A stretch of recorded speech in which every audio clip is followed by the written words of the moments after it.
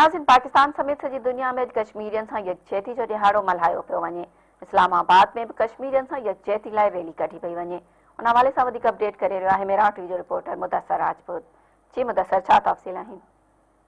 जीअं त पूरी दुनिया समेत पाकिस्तान में कश्मीर सां इज़हार यकजहती ते यौम यकजहती जो ॾींहुं अॼु मल्हायो पियो वञे। हिन वक़्तु कुझु देरि पहिरीं पहले वज़ीर शाह महमूद कुरैशी रेडियो चौक खां डी चौक ॾांहुं में रवाना है।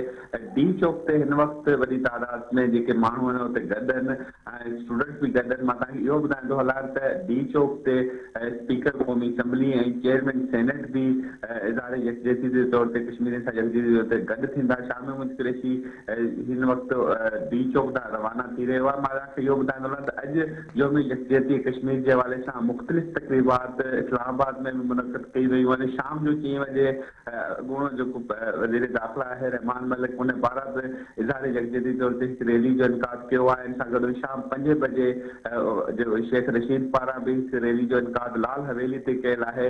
इन सां गॾो गॾु मां इहो ॿुधाईंदो हलां त कुझु देरि खां पोइ कानून साज़ असैम्बली मुज़फ़राबाद में इजलास शुरू थींदो ऐं इन में सदर आरिफ अलवी बि शिरकत कंदो ऐं 2 बजे कोटली सत्या आज़ाद कश्मीर में वज़ीर आज़म इमरान खान हिकु जलसे आम सां ख़िताब बि कंदो।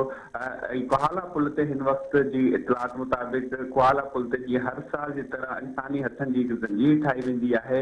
उहा इंसानी हथनि जी ज़ंजीर जे लाइ माण्हू वॾी तादाद में इकट्ठ थी रहिया आहिनि। कुझु देरि खां पोइ इहा जेकी हर साल इहा तक़रीब मुनक़द थींदी आहे कुहाला पुल ते, उहा बि तक़रीब मुनक़द थींदी आहे। इंसानी हथनि जी ज़ंजीर ठाही वेंदी। जी मुदस्सर, जी महिरबानी।